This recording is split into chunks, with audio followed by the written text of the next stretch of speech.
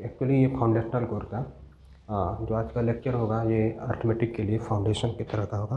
पहला हम चैप्टर शुरू करेंगे परसेंटेज, लेकिन परसेंटेज के पहले हमको कुछ बेसिक कॉन्सेप्ट को जानना ज़रूरी है, जिसके बारे में हम पहले देखेंगे। देखिए, परसेंटेज जब हम पढ़ रहे होंगे तो उसमें आपको पता चलेगा कि जितने भी परसेंटेज होगा उसको हम फ्रैक्शन में बदलेंगे। किसमें बदलेंगे? फ्रैक्शन में चेंज करेंगे। तो थोड़ा सा हम बेसिक पहले फ्रैक्शन के बारे में देखेंगे। फ्रैक्शन के बारे में एकदम वो नहीं कि हम आपको बताने चलेंगे कि कैसे फ्रैक्शन को ऐड किया जाएगा, सब्ट्रैक्ट किया जाएगा, ये नहीं देखना है। कुछ मिक्स फ्रैक्शन है, उनके बारे में थोड़ा हम डिस्कस कर लेंगे। मेनली हम देखेंगे आज रेशियो के बारे में, और रेशियो के बारे में देखते हुए हम ये कुछ उस पर क्वेश्चन करेंगे, बेसिक क्वेश्चन। ये रेशियो चैप्टर नहीं है, हम परसेंटेज के लिए जो रिक्वायरमेंट है बेसिक चीज़ों की उसको हम आज देख रहे हैं। तो शुरू करते हैं फ्रैक्शन से। ठीक, फ्रैक्शन, इसको हिंदी में भिन्न कहा जाता है। स्कूल लेवल पर तीसरी चौथी क्लास से ही शुरू हो जाता है, उससे पहले ही अब शुरू हो जा रहा है। तो जब हम फ्रैक्शन देख रहे हैं तो थोड़ा सा आप लोगों के दिमाग में एक बात ये ज़रूर आया होगा कि फ्रैक्शन का मतलब a बाई बी, यानी a बटा बी के रूप में कोई भी अगर हम दर्शाते हैं तो ये क्या है? फ्रैक्शन फॉर्म है। ठीक है, a बाई बी यानी इसको क्या बोलते हैं? अंश बोलते हैं। क्या बोलते हैं? अंश। और नीचे वाले को क्या बोलते हैं? हर बोलते हैं। ठीक है, तो ऊपर वाले को यानी अंश यानी न्यूमरेटर इंग्लिश में बोलते हैं, इसको डिनोमिनेटर बोलते हैं। ठीक, यानी अंश यानी न्यूमरेटर और ये क्या है? डिनोमिनेटर यानी हर।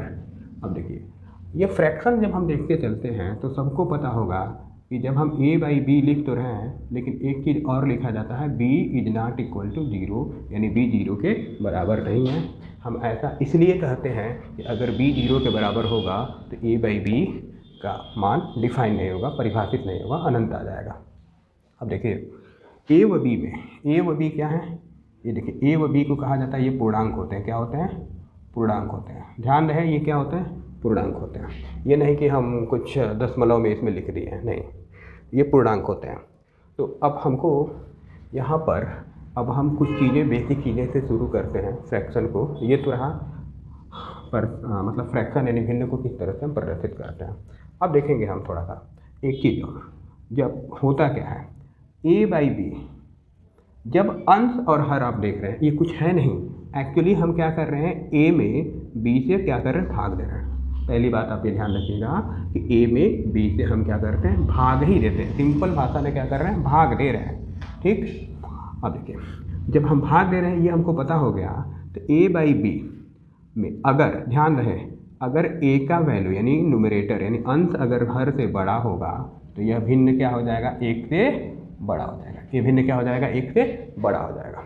दूसरा, जब यही चीज़ जब अंश जो है वो b से छोटा हो जाए यानी हर से छोटा हो जाए तो a बाई बी का जो न्यूमेरिकल वैल्यू है यानी आंकिक मान जो होगा a बाई बी का, वो क्या होगा? एक से छोटा हो जाएगा। ठीक, एग्जाम्पल लिख लेते हैं। जैसे कि इसका एग्जाम्पल अगर देखना है, a मतलब कि ये बड़ा हो, a is greater than b, जैसे आपने ले लिया 5/4, ये क्या होगा? एक से बड़ा होगा। a by B, as by B अगर जिसमें a is less than b है, यानी आप देख सकते हो 4/5, ये क्या हो जाएगा? एक से छोटा होगा। ये बेसिक चीज़ सबको पता होना चाहिए। हम यही आशा करते हैं कि अगर ये फ्रैक्शन आप देख रहे हैं तो अगर अंश क्या है? छोटा है, तो वो भिन्न क्या होगा? एक से छोटा आएगा उसका। जब आप दशमलव में आप इसको चेंज करके देखिए, दशमलव में आप चेंज बदलेंगे तो एक से छोटा आएगा। ठीक, अब देखिए, भिन्न करते समय एक चीज़, ये तो साधारण भिन्न है और इसका एडिशन हो गया, यानी दो भिन्नों का योग, दो भिन्नों का घटाव, ये सब आई थिंक आप लोग को पता होगा। तो हम शुरू करते हैं थोड़ा, हमको जो एक्चुअल यूज है किसमें? परसेंटेज टॉपिक में, हमको वहाँ से हम देखेंगे। ठीक है, तो देखिए, एक होता है मिक्स्ड फ्रैक्शन। क्या होता है? मिक्स्ड फ्रैक्शन होता है। ठीक है, मिक्स्ड फ्रैक्शन। ठीक है, इसको मिश्र भिन्न भी बोला जाता है। क्या बोला जाता है? मिश्र भिन्न बोल देते हैं हिंदी में। तो मिश्र भिन्न होता क्या है? ध्यान देना है। देखिए, मिक्स्ड फ्रैक्शन जब हम देखेंगे तो इसमें ये हम देख रहे होंगे, जैसे कि मान लीजिए आप इस तरह से डिनोट करते हैं। जैसे एक एग्जांपल लेते हैं, 4 सही 7/8 आपने ले लिया। कितना ले लिया? 4 सही 7/8। इस तरह से आप कई बार आप देखे होंगे, आप लोग के सामने आया होगा। इसका मतलब क्या होता है? आप क्या करते हैं, 8 चौके 32, अब 32 7 39, यानी इसको क्या लिख लेंगे, 39/8 आप लिखेंगे। यही आप करते हुए आए हैं। अब हम इसी पे थोड़ी सी बातचीत करेंगे मिक्स फ्रैक्शन पे। तो देखिए 4 सही 7/8 जब आप लिख रहे हैं तो इसका मतलब ये हुआ 4 + 7/8। ये मीनिंग होता है, एक्चुअल मतलब यही होता है। 4 सही 7/8 का मतलब 4 + 7/8। इसी तरह से जब आप लिखेंगे 7 सही 1/6 तो इसका मतलब हुआ 7 + 1/6। इसी तरह से जब आप 3 सही 3/4 लिखेंगे तो इसका मतलब हुआ 3 + 3/4। ये मतलब होता है, ठीक है। अब देखिए, अब इसी बात को हमको कुछ चीज़ें इसमें समझनी है। जब हम मिक्स फ्रैक्शन में हम किसी चीज़ को दिखा रहे हैं, इसका मतलब क्या है, ध्यान देना है। देखिए इसको जब आप चेंज करेंगे, देखिए अब यहाँ पे एलसीएम लीजिए, 8 आएगा और 8 चौके 32 अब प्लस 7, ये कितना हो जाएगा 39/8। आप डायरेक्ट आपको पता होगा। देखिए हम करते क्या हैं, देखिए इसी चीज़ को हमने जब कन्वर्ट करते हैं मिक्स फ्रैक्शन में 39/8 को, ये क्या बनकर आता है 4 सही 7/8। तो हम कर क्या रहे हैं, मैं पहले ही बताया कि अगर a/b कहीं पर लिखा गया तो इसका मतलब ये हुआ कि a में b से भाग दिया जाता है। तो यहाँ पर क्या हो जाएगा, 39 में किससे भाग देना, 8 से। तो 8 से आप भाग देकर देखिए, ठीक है, दशमलव तक नहीं जाना, ये ध्यान में। तो क्या हो जाएगा 8 चौके 32, रिमाइंडर यानी शेष कितना है, शेषफल कितना है 7। तो ध्यान रहे जो आपका भागफल आता है 4, तो इसी चीज़ को जब आप लिखते हैं क्या आ जाता है, यही 4 सही के रूप में आ जाता है और ये क्या आ जाता है 7/8। यही हो गया, बात समझ में आ रहा है। यानी ये जो होता है इसको जब आप कन्वर्ट करेंगे 39/8 को तो किसमें आएगा, 4 सही 7/8 आएगा, ठीक है। तो ये देखिए एक चीज़ ध्यान पे यहाँ पर रखना देने की ज़रूरत है कि जब आप किसी भी संख्या से किसी संख्या में भाग देते हैं, जो आपका शेषफल आना चाहिए, यानी जो आपका रिमाइंडर आना चाहिए, वो जो यहाँ पे नंबर है उससे क्या होना चाहिए, छोटा होना चाहिए। यानी जिस नंबर से भाग देते हैं उससे क्या होना चाहिए, आपका शेषफल क्या होना चाहिए, छोटा होना चाहिए। देखिए यहाँ पर 7 क्या है, 8 से छोटा है, ठीक। अब देखिए जब भी कभी हम मिक्स फ्रैक्शन में किसी चीज़ को बदलेंगे, मिक्स फ्रैक्शन में हम जब हम बदल रहे होंगे तो हम ध्यान ये देते हैं, ये जो ऊपर वाला यहाँ पर डिनोमिनेटर है, ठीक है, हाँ ऊपर वाला, सॉरी डिनोमिनेटर बोल रहा हूँ, अंश है, यानी न्यूमरेटर जो है ऊपर वाला, ये डिनोमिनेटर से क्या होना चाहिए, छोटा होना चाहिए, ठीक। ऐसा नहीं है कि आप लिख देंगे तो गलत हो जाएगा। जैसे एक एग्जांपल दे रहा हूँ, जैसे कि ये नहीं है 3 सही 4/3, ये आपने लिखा, ये गलत नहीं है। 3 3 9 4 13, ठीक है, ये 13 बटा कितना आएगा, 3 आएगा। लेकिन ये इसको जब आप इसको चेंज करेंगे 3 + 4/3, 3 प्लस, फिर से आप क्या करेंगे, इसको 1 सही 1/3 लिख सकते हैं, 4/3 को, ठीक। तो जब आप इसको चेंज कर रहे होंगे तो ये क्या हो जाएगा, 4 सही 1/3 हो जाएगा, ठीक। 3 + 1 4 हो जाएगा, क्योंकि 1 + 1/3 मतलब हुआ यहाँ पे। तो ये क्या हो जाएगा 4 सही 1/3। आप इसको भी चेंज करिए तो 4 के 12 1 13/3 हो जाएगा, ठीक। गलत तो नहीं है, लेकिन एक स्टैंडर्ड जो नोटेशन ये कहता है कि जब आप कभी भी मिक्स फ्रैक्शन में आप चेंज करते हो तो क्या करना है, ये बड़ा नहीं होना चाहिए, बड़ा ना हो, हम क्या करते हैं इसको छोटा ही रखना है, यानी किससे, हर से क्या करना है, इसको छोटा रखना है, ठीक है। जैसे हमने यहाँ पर लिखा 7 सही 1/6 लिखा है, 3 सही 3/4 लिखा है। इसमें क्या है, जो मिक्स फ्रैक्शन में जो ये भिन्न वाला पार्ट है, इसमें जो है ये छोटा होना चाहिए। कौन सा, अंश, यानी न्यूमरेटर छोटा होना चाहिए किससे, डिनोमिनेटर से, ठीक। अब देखिए मिक्स फ्रैक्शन के साथ तो इतनी बातें हो गई। अब हम कुछ देखेंगे मिक्स फ्रैक्शन में इंटीजर को कैसे जोड़ा जाता है, ठीक है। इंटीजर का जोड़ना यानी इंटीजर यानी पूर्णांकों का जोड़ना यानी योग करना बहुत आसान है। जैसे कि अभी मैंने बताया 4 सही 3/4, इसका मतलब क्या होता है 4 सही + 3/4। अगर एक बात बताइए, ये कहीं पे लिखा है 4 + 3/4, अगर कहीं पे 4 + 3/4 लिखा है तो इसको आप खूब आराम से 4 सही 3/4 भी आप बोल सकते हैं। अगर कहीं पे 1 सही 7/8 लिखा है तो खूब आराम से आप 1 सही 7/8 लिख सकते हैं। मैंने मिक्स फ्रैक्शन में हम बात कर रहे हैं, ठीक है।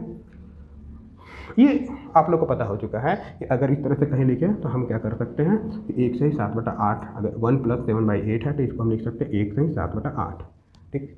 अब देखिए अब मिक्स फ्रैक्शन में हम क्या करेंगे, ऐड करेंगे किसको, किसी इंटीजर को। पहला देखिए, अब ये ऐड करना 4 + 3 सही 5/6, ये आपको ऐड करना है। ठीक। तो करते क्या है, ये जो इंटीजर पार्ट है, देखिए 4 + 3, इसको आप ऐड कर लीजिए, कितना हो जाएगा 7, 7 सही 5/6, ध्यान दें 7 सही 5/6। इसी तरह से 2 प्लस आपको 3 सही 3/4 है, इसको ऐड कर रहे हो, आप क्या कर रहे हो 2 + 3 आप क्या कर रहे हो 5 कर लो, 5 सही 3/4 हो जाएगा। इसी तरह से 1 + 1 + 3 सही 7/8 है, तो आप क्या करेंगे 1 + 3 4 हो जाएगा, इसको ऐड करते चलना है, 1 + 3 4 यानी 4 सही 7/8। ठीक। अब देखिए कंफ्यूज नहीं होना है कि ये किस तरह से होगा। देखिए जब आप इस चीज़ को थोड़ा सा डिटेल में हम चलेंगे तो क्या आ जाएगा 4 प्लस, अब 3 सही 5/6, इसको आप लिख सकते हैं 3 + 5/6। ठीक। अब आराम से आप इंटीजर का तो ऐड करना बहुत आसान है, इसको तो खूब आराम से आप क्या कर सकते हैं जोड़ सकते हैं, तो क्या आ जाएगा 7 + 5/6 हो जाएगा। अब देखिए अभी मैं बताया कि जब कोई भी इंटीजर के साथ प्लस करके अगर फ्रैक्शन है तो वहाँ पर सही लगा देते हैं, यानी मिक्स फ्रैक्शन बना लेते हैं। इसी का मतलब क्या होगा 7 सही 5/6। ठीक। सेम काम यहाँ भी किया गया है, यहाँ भी 3 + 3/4 होगा, तो 3 में 2 जुट जाएगा, तो 5 सही 3/4 आंसर आएगा। इसी तरह से 1 + 3 यहाँ पर जुट जाएगा, यानी 3 + 7/8 है, तो 1 + 3 4, तो 4 सही 7/8 हो जाएगा। ठीक। ये मिक्स फ्रैक्शन के साथ अगर कोई क्या बोलते हैं कि इंटीजर यानी पूर्णांक को जोड़ना है तो उसका ये कॉन्सेप्ट था। अब देखते हैं 2 मिक्स फ्रैक्शन को कैसे ऐड किया जाता है। ये भी आसान है, जैसे कि 3 सही 4/5 आपको ऐड करना है, प्लस 4 सही आपको मान लीजिए 4/5 ऐड करना है। इनको ऐड करना है, आप क्या करेंगे इनका ऐड करना, आप डायरेक्ट पहले इनको ये ऐसा नहीं करना है कि आप इनको साधारण भिन्न में बदल लें, नहीं, आप पहले क्या करो, यहाँ पर 3 + 4/5 है, यहाँ पर 4 + 4/5 है, यही मतलब हुआ। अब देखो 3 व 4 को आप एक साथ ऐड कर लो। ठीक। अब देखो अब फ्रैक्शन को एक साथ ऐड करना है। ठीक। तो ये क्या निकल कर आएगा 4 + 4 + देखिए यहाँ पे एलसीएम लेने की ज़रूरत नहीं है क्योंकि 5 यानी सेम है, तो क्या हो जाएगा 4 + 4 8/5। अब ध्यान दें अभी मैं बताया कि जब आप मिक्स फ्रैक्शन बनाओ तो ऊपर वाला ये क्या होना नहीं होना चाहिए, बड़ा नहीं होना चाहिए, ये क्या होना चाहिए इससे छोटा होना चाहिए। तो आप क्या करो 8 में 5 से भाग दो, तो एक बार में जाएगा और कितना शेषफल आएगा 3 आएगा, यानी इसको आप 8/5 को आप चेंज कर सकते हो किसमें, वो 1 सही 3/5। देख लो चेक भी करके देख लो, 5 1 में 5, 5 3 8। ठीक है। अब खूब आराम से यहाँ पे चेंज कर आप कर सकते हो, 7 + 1 कितना हो जाएगा 8, आप डायरेक्ट ऐड कर सकते हैं, जैसे अभी इंटीजर का मैंने बताया, तो 8 सही 3/5 इसका आंसर होगा। ठीक। इसी तरह आप किसी का भी अगर जैसे मान लीजिए 7 सही 1/2 प्लस, ध्यान दें 7 सही 1/2 और एक और जोड़ रहा है 3 सही 4/5। अब इसको ऐड करना है। अब इसको ऐड करने के लिए क्या है, यहाँ पर थोड़ी सी परेशानी है क्योंकि यहाँ पे जो आपका हर है वो अलग अलग है, यहाँ पे एलसीएम लेना पड़ेगा। तो क्या करेंगे पहले 7 3 10 कर लो आप, 7 और 3 ये इंटीजर पूर्णांक जोड़ लेते हैं 10, अब प्लस 1/2 प्लस 4/5 ऐसे कर सकते हैं। अब कुछ करना नहीं है, यहाँ पे 10 एलसीएम हो जाएगा, 2 × 10 यानी 5 × 5 5, 5 दूना 10 यानी 4 8। ठीक। तो अब आराम से 10 प्लस अब क्या लिख सकते हैं 13/10, यह कर सकते हैं। अब यहाँ पर एक चीज़ और ध्यान देना है, यहाँ पर देखिए 13 इज ग्रेटर देन क्या है 10 है, यानी 13 का वैल्यू 10 से बड़ा, यानी ऊपर क्या होना चाहिए छोटा होना चाहिए। तो फिर से हम वही काम करते हैं 10 प्लस, फिर से इसको मिक्स फ्रैक्शन में अलग से बदल देते हैं, तो 1 सही 3/10। अब देखिए जब इसको आप चेंज करिए मिक्स फ्रैक्शन में तो क्या आएगा 1 सही 3/10। अब खूब आराम से आप 10 और 1 को जोड़ सकते हैं और लिख सकते हैं। ठीक है। तो क्या हो जाएगा 11 सही 3/10, यही आपका आंसर हो जाएगा। तो इस तरह से हमने देख लिया कि मिक्स फ्रैक्शन अगर 2 आ रहे हैं तो किस तरह से इनको जोड़ना है। ठीक है। अगर इंटीजर है तो कुछ दिक्कत नहीं है, आराम से हम जोड़ लेते हैं। ठीक है। सीधा बात है अगर कोई इंटीजर यानी m यानी पूर्णांक m है और इस तरह से n सही p/q आपका कोई क्या बोलते हैं कि आपका ये मिक्स फ्रैक्शन है, तो क्या करना है कि इसको यानी इंटीजर को जोड़ देना है। ठीक। इंटीजर को जोड़ देंगे और क्या हम लिखेंगे m + n। ठीक है। इसको जोड़ के m + n सही p/q हो जाएगा, यानी डायरेक्ट आप जनरली ये समझ सकते हैं। ठीक है। यही मेन कॉन्सेप्ट हम लोगों ने सीखा है कि किस तरह से ये चीज़ें हो रही हैं। ठीक। अब हम देखेंगे इंटीजर में से किसी भी मिक्स फ्रैक्शन को क्या करना है, सब्ट्रैक्ट करना है।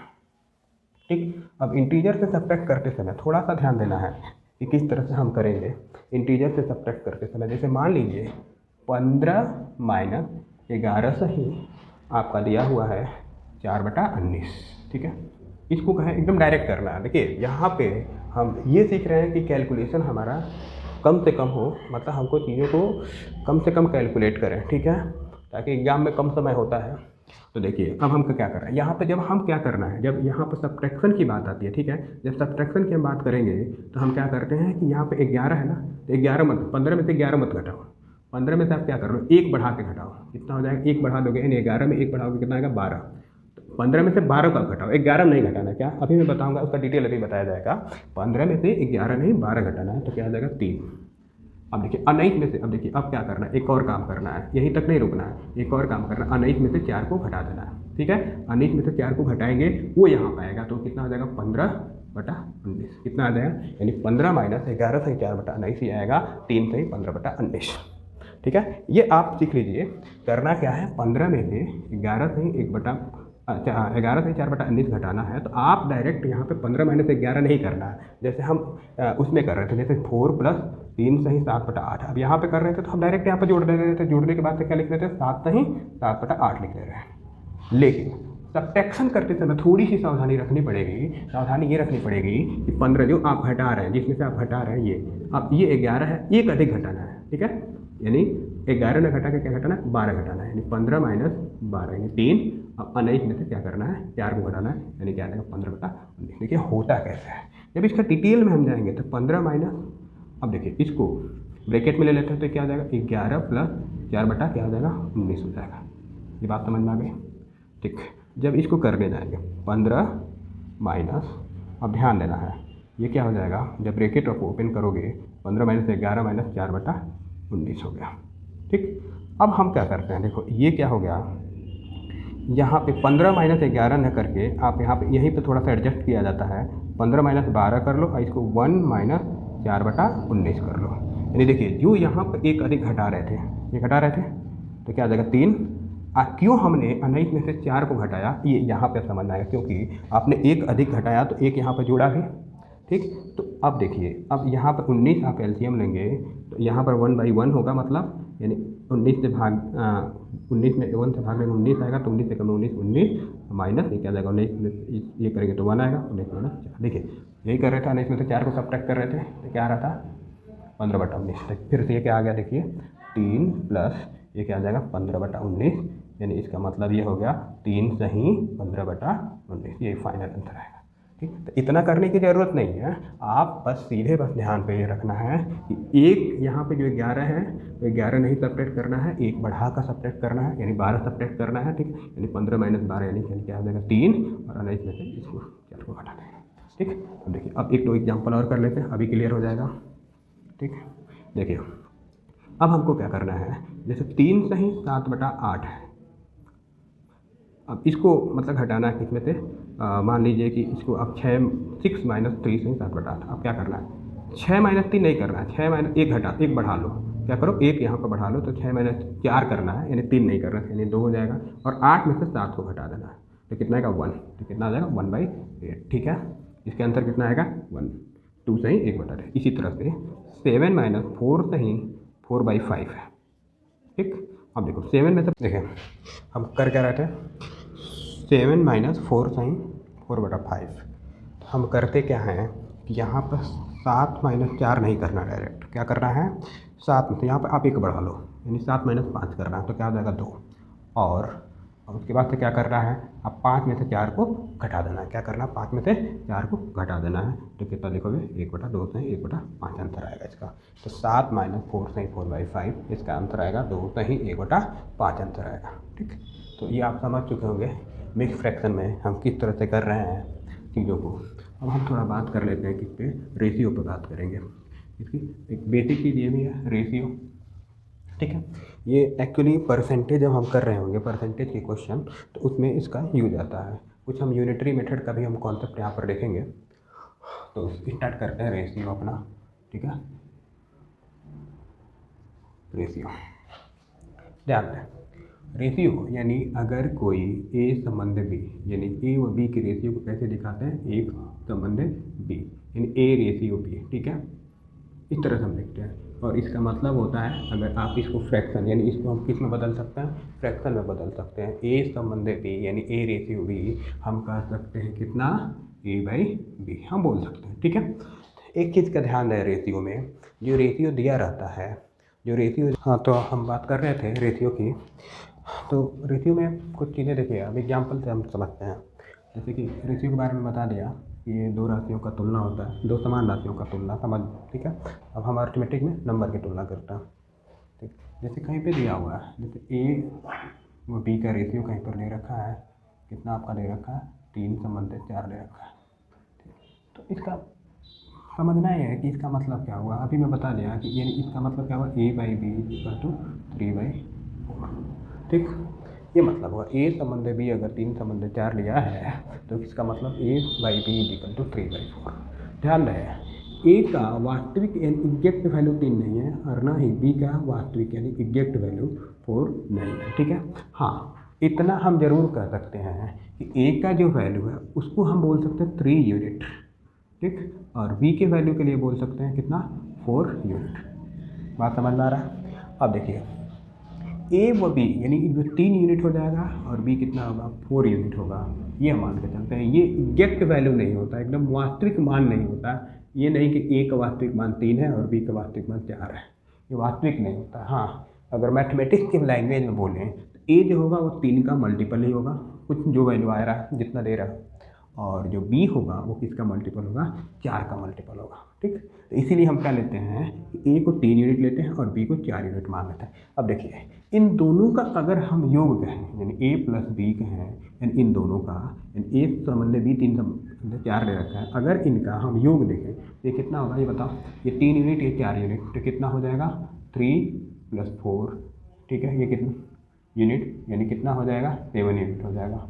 ठीक है, इसका यूज कर रहा है, हम इस यूनिट के कॉन्सेप्ट का हम यूज करते हैं किस में, अर्थमेटिक में यूज करेंगे। ठीक है, अब देखिए यहीं पे एक क्वेश्चन, एक हल्का सा एग्जांपल दे रहे हैं। जैसे कि कहीं पे ए व बी का, जैसे कि एक मान लेते हैं कि ए प्लस बी जो दे रखा है वो आपको 63 दे रखा है। कितना दे रखा है, 63 दे रखा है। अब पूछेगा ए व बी का अलग अलग वैल्यू निकालो। ठीक, तो अब क्या करोगे, यहाँ पर ए व बी का क्वेश्चन में ए व बी का जो वैल्यू दे रखा है वो 63 दे रखा है, यानी 63 दे रखा है, और इन दोनों का अनुपात ए व बी का कितना दे रखा है, 3 व 4 का दे रखा है। पूछेगा ए का मान कितना है और बी का मान कितना है। इतना तो आपको पता होगा कि ए 3 यूनिट है और बी कितना है, 4 यूनिट है। ठीक है, और इन दोनों का जब सम हम देखेंगे तो 7 यूनिट होगा कि नहीं होगा, इन दोनों का जब सम आप देखोगे तो कितना होगा, 7 यूनिट, और इसी 7 यूनिट का वैल्यू कितना दे रखा है, 63 दे रखा है। कितना दे रखा है, 63 दे रखा है, यानी 63 दे रखा है, यानी 7 यूनिट इज इक्वल टू 63, तो 1 यूनिट इज इक्वल टू कितना हो जाएगा, 63/7 हो जाएगा ना, यानी कितना हो जाएगा, 9 हो जाएगा ना, यानी 1 यूनिट का वैल्यू कितना निकल कर आएगा, 9 निकल कर आएगा। ठीक है, तो देखिए तो अब ए का वैल्यू निकालना है, तो ए का वैल्यू कितना, 3 यूनिट दे रखा है ना, तो जब एक यूनिट का वैल्यू 9 है तो 3 यूनिट का वैल्यू कितना हो जाएगा, 3 × 9 हो जाएगा ना, कितना हो जाएगा, 27 हो जाएगा। कितना हो जाएगा, 27। इसी तरह से बी का वैल्यू आप देखने चलोगे तो कितना हो जाएगा, इसमें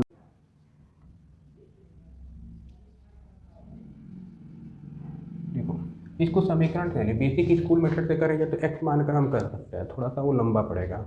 सीखना यही है, ये बहुत बेसिक क्वेश्चन है, ये किसी कंपटीशन में नहीं आता, इतना आसान भी किसी कंपटीशन में नहीं आएगा, हमें भी पता है, लेकिन सीखना है कुछ। A/B ये कितना दे रहा है, 3/4। ठीक, यानी ए व बी का जो रेशियो दिया गया वो 3 व 4 का दिया हुआ। अब एक चीज़ का ध्यान है, यानी ए कितना यूनिट दे रहा है, 3 यूनिट, बी कितना दे रहा है, 4 यूनिट, और ए प्लस बी अगर हम देखें तो कितना यूनिट दे रहा है, 7 यूनिट हो जाएगा। कितना, 7 यूनिट। ठीक है, और क्वेश्चन में ए प्लस बी यानी इन दोनों का जो वैल्यू का जो दिया है, कितना दिया गया, 21, यानी अगर हम देखें इस 7 यूनिट का वैल्यू 21 है ना, इसी 7 यूनिट का वैल्यू 21 है ना, यही दिया है ना क्वेश्चन में, इसी 7 यूनिट का वैल्यू। तो अब देखिए यानी एक यूनिट हम निकालें तो क्या करना पड़ेगा, दोनों तरफ हम क्या करेंगे, 7 से भाग देंगे, इधर 7 से भाग देंगे, तो यहाँ पे 21 में 7 से भाग देंगे तो क्या कहेंगे, 21/7, ये कितना आ जाएगा, 3। एक यूनिट का वैल्यू हमारे पास निकल कर आ गया कितना, 3।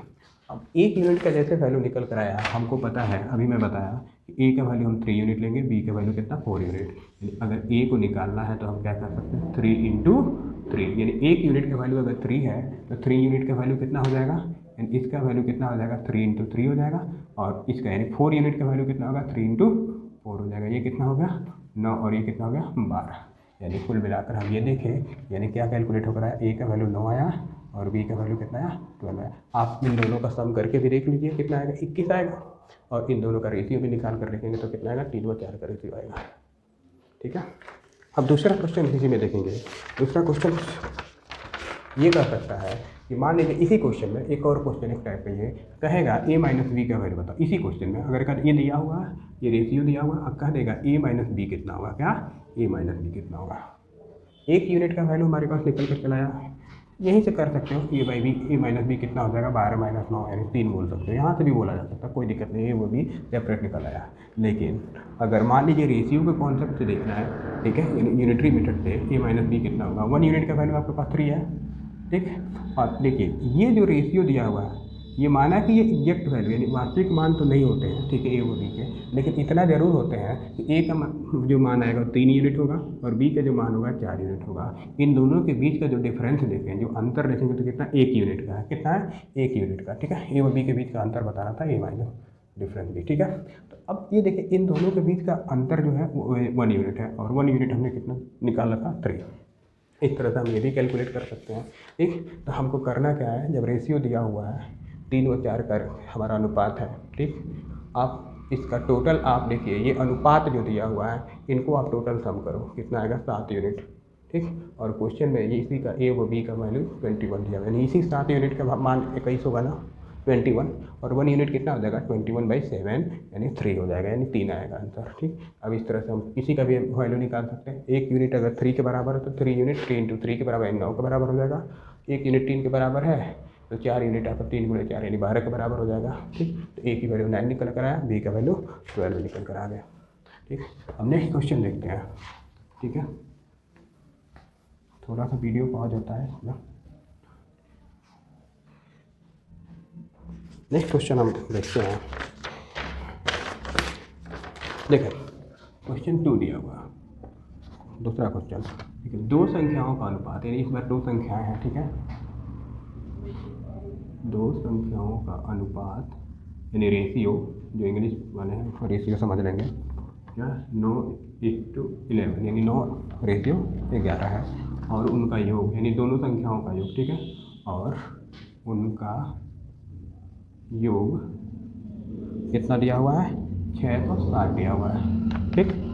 तो संख्याओं का अंतर बता, क्या पूछ रहा है, संख्याओं का अंतर पूछा जा रहा है। ठीक है, संख्याओं का अंतर बताओ।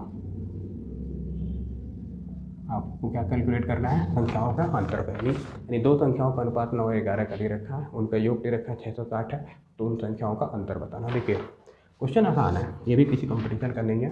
ठीक, बस अपना कॉन्सेप्ट हम देख रहे हैं, थोड़ा सा यूनिटरी मेथड को कैसे अप्लाई करना है ये हमको सीखना है।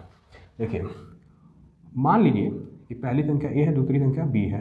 ए व बी का जो अनुपात दे रखा है, यही कितना दे रखा है, 9 और 11 का दे रखा है। कितना दे रखा है, 9 और 11 का। ठीक है, अब देखो ए प्लस बी यानी क्वेश्चन में ए प्लस बी यानी इसका जो वैल्यू क्वेश्चन में दे रखा है वो कितना दे रखा है, 660 दे रखा है। कितना दे रखा है, 660 दे रखा है, यहाँ पर दे रखा है। उनका योग कितना है, 660। आपने यहाँ पर कितना माना है, अगर इससे आप देखेंगे 9 और 11 यानी रेशियो से, तो ए का वैल्यू कितना होगा, 9 यूनिट, और बी का वैल्यू कितना होगा, 11 यूनिट। अलग अलग आप इस तरह से देख सकते हैं। तो ए व बी यानी अगर यूनिट में देखें तो ये क्या हो जाएगा, टोटल कितना, यानी 20 यूनिट हो रहा है ना, 20। अब इसी का वैल्यू क्वेश्चन में कितना दिया है, 660 दे रखा है। तो 20 यूनिट का वैल्यू 660 है, तो 1 यूनिट का वैल्यू कितना हो जाएगा, थोड़ा जल्दी कैलकुलेट करें, कितना आएगा, तो 660/20। ये प्रैक्टिस के ऊपर, कैलकुलेशन आपके प्रैक्टिस के ऊपर डिपेंड करेगा। ठीक, ये कितना आएगा, 33, यानी 1 यूनिट का वैल्यू आ गया हमारे पास 33। अब देखिए ये क्वेश्चन लंबा नहीं जाएगा, ये आपके प्रैक्टिस के ऊपर डिपेंड करता है। या आप इसको बिना पेन उठाए आप इसको करेंगे जब आपकी प्रैक्टिस में हो जाएगा, क्योंकि आप ये लिखने नहीं जाएंगे 9 और 11। ठीक है, आप सीधे देखेंगे 9 11 20 20 = 660 दिया हुआ है। ठीक, यानी 20 = 660 यानी 1 यूनिट 660/20 यानी 33। अब देखिए अब इनका अंतर निकालना था, अंतर निकालना था इन दोनों के बीच का अंतर कितना, 2 यूनिट है ना। देखिए 11 यूनिट है, 9 यूनिट है, तो इन दोनों के बीच का अंतर अगर हम कहें ए व बी के बीच का अंतर तो कितना होगा, 2 यूनिट, यही होगा ना।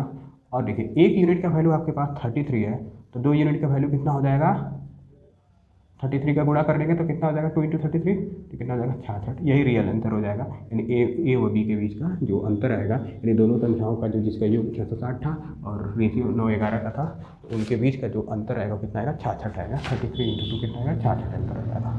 ठीक, ये अंतर होगा इसका। तो करना क्या है, ए व बी पहले अनुपात में यानी मान लेंगे हम दो संख्या ए व बी है 9:11। तो भाई देखो, तो ए का वैल्यू जो 9 यूनिट है, बी का वैल्यू 11, दोनों का सम 660 दे रखा है, यानी 20, यानी 9 और 11 यानी 20 होगा। 20 यूनिट का वैल्यू कितना 660 है, तो 1 यूनिट का वैल्यू 33 आ जाएगा। 660/20 यानी 0.033। तो अब बता अंतर आप देख रहे हो 2 यूनिट है, तो 2 यूनिट का वैल्यू कितना हो जाएगा, 1 यूनिट का वैल्यू हमने निकाल लिया 33, तो 2 यूनिट का वैल्यू हो जाएगा 2 इंटू 33 यानी 66 अंतर आ जाएगा। ठीक, अब यहाँ पे पूछ सकता है, जैसे मान लीजिए अलग अलग संख्याएं पूछ लेता, तो ये कितना हो जाएगा 9 इंटू 33 हो जाएगा, कैलकुलेट कर लीजिएगा। बी यानी ये वाला कितना हो जाएगा 11 इंटू 33 हो जाएगा, यानी कुछ भी कर सकते हैं, यानी ये भी अलग अलग भी हम निकाल सकते हैं, इसमें कोई दिक्कत नहीं है। ठीक है, चलिए अब कुछ एज से रिलेटेड हम क्वेश्चन देखते हैं। देखिए इसमें देखो, अब पूरा क्वेश्चन मैं डिटेल नहीं लिखूँगा। जैसे राम है, ठीक है, राम और श्याम, इनके बीच जो इनके आयु का जो अनुपात है राम और श्याम का, वो कितना है, वो दे रखा है 3/4 का। कितना दे रखा है 3/4 का अनुपात दे रखा है। ठीक है, राम और श्याम के आयु का अनुपात 3/4 दे रखा है, और वर्तमान आयु का अंतर जो है, ठीक है, ये वर्तमान आयु का रेशियो है यानी अनुपात है। वर्तमान आयु का अंतर जो है, अंतर दे रखा है, अंतर कितना दे रखा है 9 वर्ष। कितना दे रखा है 9 वर्ष। तो श्याम की आयु बताना है और राम की आयु बताना, अलग अलग बताना है। ध्यान रहे 3/4 है ना, राम और श्याम यानी आर से राम और एस से श्याम, इनके बीच का जो रेशियो है 3/4 दे रखा है। तो यानी राम की आयु कितनी होगी 3 यूनिट और श्याम की आयु कितनी 4 यूनिट, ये मानेंगे। तो इनके बीच का जो अंतर है वो कितना है 1 यूनिट। अंतर कितना है, अगर अंतर की हम बात करेंगे तो कितना आएगा 1 यूनिट। और क्वेश्चन में इसी का वैल्यू कितना दे रखा है 9 वर्ष दे रखा है। कितना 9 वर्ष। अब देखिए यहाँ पर डायरेक्ट हमारे पास निकल कर आया ना, यानी 1 यूनिट का वैल्यू कितना है 9 वर्ष। तो जब 1 यूनिट का वैल्यू 9 वर्ष है तो 3 यूनिट का वैल्यू कितना हो जाएगा भाई, 3 × 9 ना कितना 27 साल। ठीक, 27 साल। ठीक है, और 4 यूनिट का वैल्यू कितना हो जाएगा, इसमें 9 का गुणा कर देंगे तो कितना हो जाएगा 36 वर्ष। ठीक है, देखिए तो इसमें आंसर क्या आ जाएगा, राम की जो आयु होगी वो 27 साल होगी और जो श्याम की आयु होगी वो कितनी होगी 36 साल होगी। ठीक, क्योंकि वर्तमान आयु का अंतर यहाँ पर दे रखा 9 साल है। यानी देखिए ये रेशियो का जो अंतर है 4 व 3, जिनका अंतर कितना 1 है, इसी 1 यूनिट का वैल्यू 9 साल दिया हुआ है क्वेश्चन के अनुसार। ठीक, तो इस तरह से हम अलग अलग हम दिखा देंगे। ये इतना बेसिक था हमारा रेशियो का। इसके बाद से हम परसेंटेज देख रहे होंगे, लेकिन ये रेशियो ख़त्म नहीं हुआ है, जितना हमको परसेंटेज में हमको यूज करना है उसको बताया गया। तो कुछ चीज़ें बेसिक ये समझना है, यही समझना था यूनिटरी मेथड में, कि हम किसी भी परसेंटेज जो दिया जाएगा उसको हम फ्रैक्शन में चेंज करेंगे। अब फ्रैक्शन में चेंज करते हुए क्वेश्चन को हम सॉल्व कर रहे होंगे, ठीक, उससे चीज़ें आसान हो जाएंगी। ये आप देख रहे हैं इतना लंबा, ये जब आप क्वेश्चन रियल टाइम आएगा वहाँ पर आसान आपको लगेगा। ठीक, जैसे कि ये 2 संख्याओं का अनुपात 9:11 का था, तो ये अनुपातिक, ये जो अनुपात दिया गया है इनका योग करके देखो, एक 20 होगा, इनके बीच का डिफरेंस आपको दिख रहा होगा 2 होगा। तो ये बता इसी बीच यानी अगर ये कहेगा कि 2 संख्याओं का अनुपात 9:11 है और उनका योग 660 है, तो संख्याओं का अंतर बताइए। भाई योग तो 660 दे रखा है, यानी ए व बी का जो अनुपात है पहले ही बताया गया था कि जो अनुपात दिया गया